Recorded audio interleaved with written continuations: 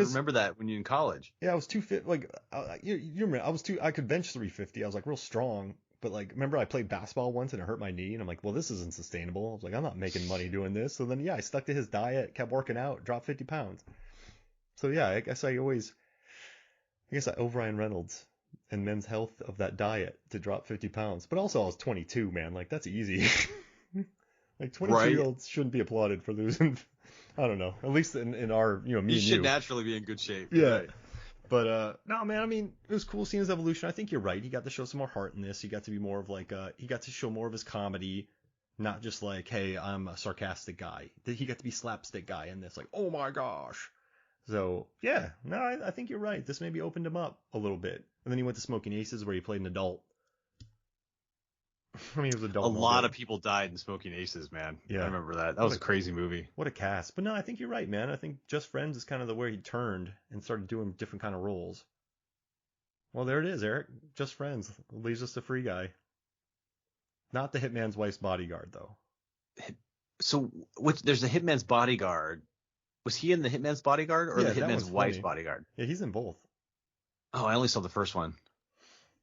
And I gotta say, Free Guy is like one of my favorite 2021 movies, but I think Red Notice is the worst movie I watched in 2021.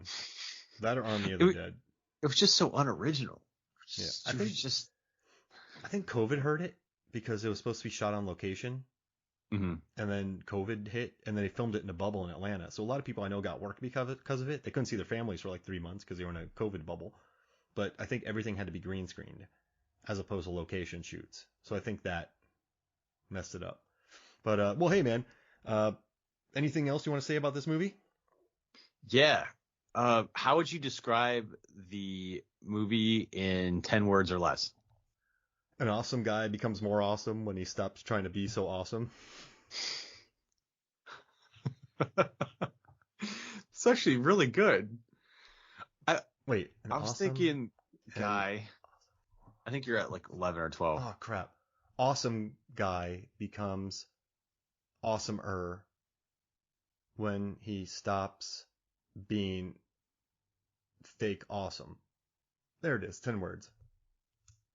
Nice. I was thinking man confronts high school trauma and endures lots of pain. or the other one was like guy woos one woman while detaining another woman. Yeah, that's the best. Woman is kidnapped for 4 days. Realizes best self. Oh, hey, every episode we do together, I've got a section called Questions for Mark. I got 2 questions for you. Yeah, cool. I think one of Ryan Reynolds' comedic strengths, especially within physical comedy, is the way he discards stuff. When he was at the dentist, he spit all those foam pads out. Like he spit them all out. Or like when he flicked the letter to Jamie, he went to the party and Dusty was playing and he had the letter from her from high school. He just flicks it. Or like when he gets back to his house at the end, he just throws a suitcase. What's the trick to making discarding things funny? Like, why did I think that was funny or entertaining the way he flung stuff? Man, I think that's just like his strength. Like, you know how there's like he's very good at those quick comments. He's very good at being like coming back at you. Like if you say something, you almost expect that he'll hit you with a good line.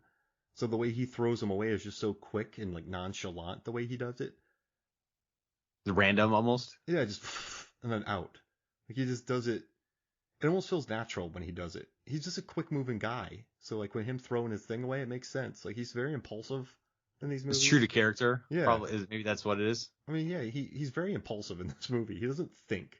So for him to throw off his suitcase and onto a car, like that's a very him move.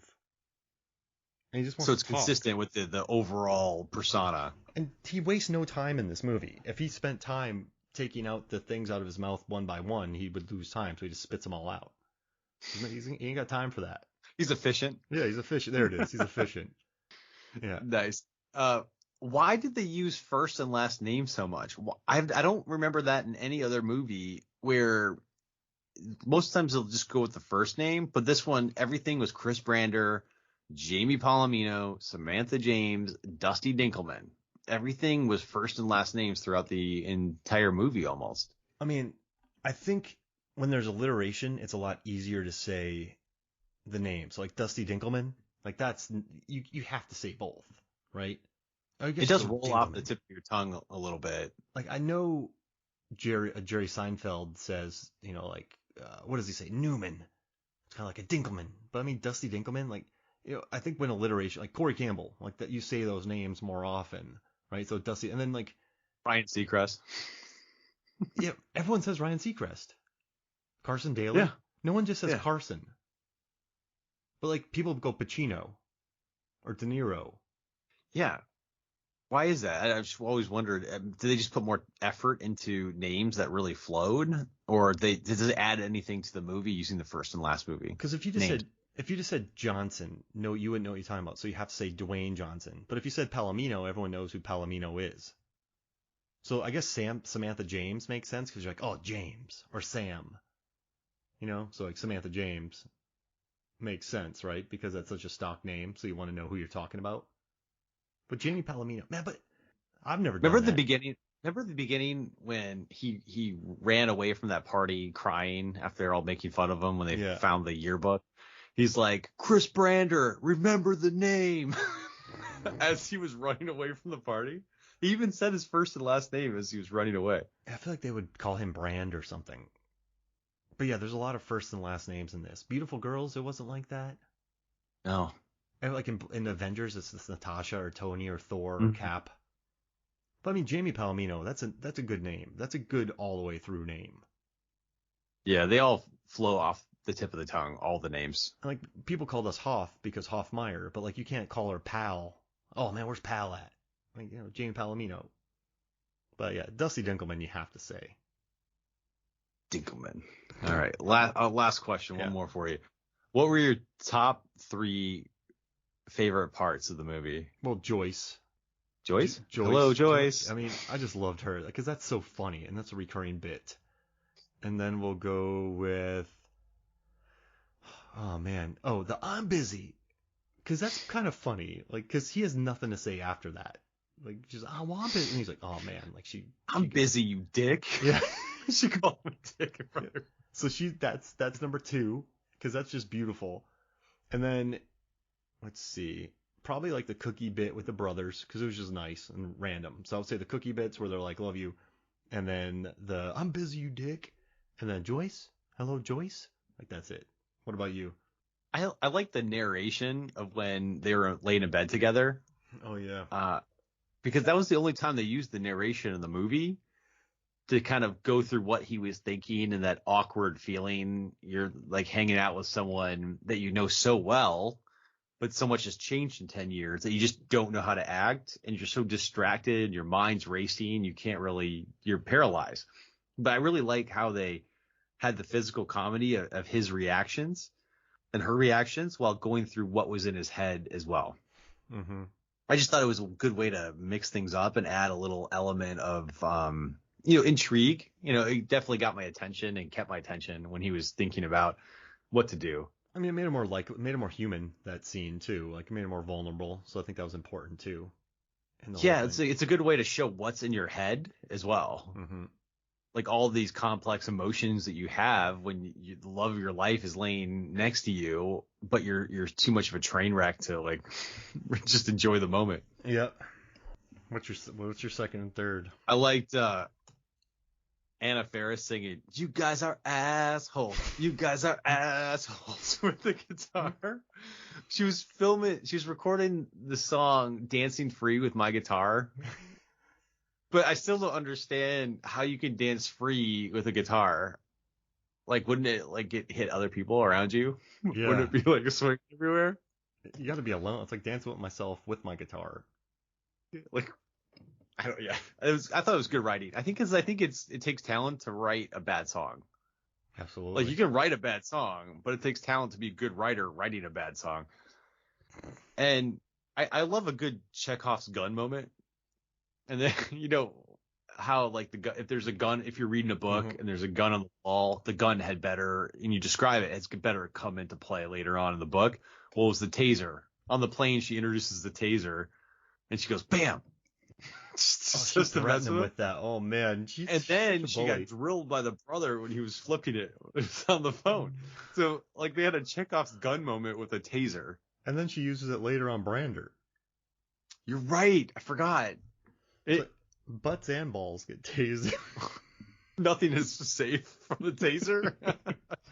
Oh man. Oh, well, hey man, thank you so much for recommending this. I had a fun time revisiting this movie. It kind of brought back good memories of '05 and made me appreciate Anna Faris's run a lot more during that time. And, you know, it's a fun evolution of Reynolds too, so I think it's worth talking about. Yeah, who knew a rom-com from 2005 would be so multi-layered? Yeah, and it pulled up after this long. Oh wait, I did say, did you do Amy Smart? Your favorite Amy Smart movies? Did you get that list in? I do have a list. Yeah, let me see it. Let's hear it real quick because I asked you to do it, so I feel bad asking you not hearing about it. All right, we may have some overlap, so I'll start first. I'll go with Varsity Blues. Yeah, strong, good girlfriend in there. Like you're mad at Vanderbeek for doing what he does. Yeah, she was so cool. Yeah. Yeah, and then when he did that, I was like, that's a bad movie. I remember in like '99 when I was like a young teenager, I'm like, man, Vanderbeek, come on. Yeah, really? I'm gonna say Crank. Okay, I'm gonna go Road Trip.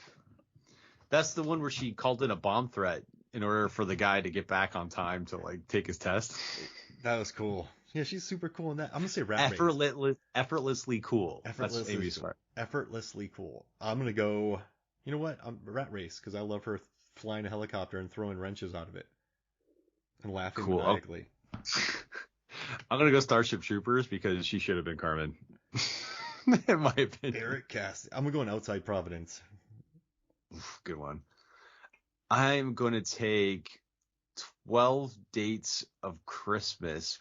only because like I'm a sucker for a good holiday cheesy romantic comedy. I've always have. I know you are too from time to time. Oh heck yeah.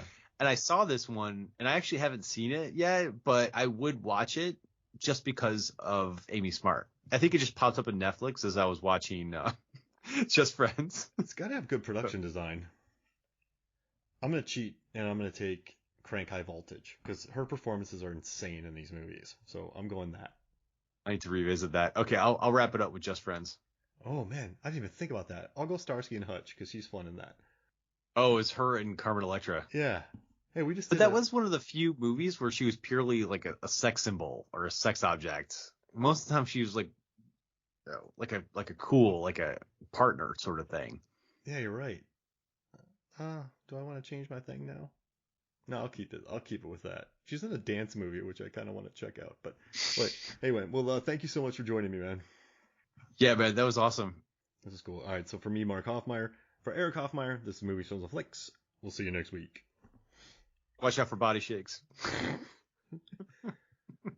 Oh man, the director made the writer do that in front of the entire crew with the producer. What? Body shake with someone because he didn't like the way Amy Smart and Ryan Reynolds were doing it. So he made the writer show everyone how to do it in 40-degree weather. That was painfully awkward. Well, that's one last fact for you. That actually happened in the guy's life, so that's a bonus for you on Movies, Films, and Flicks here. We'll see you next week, guys.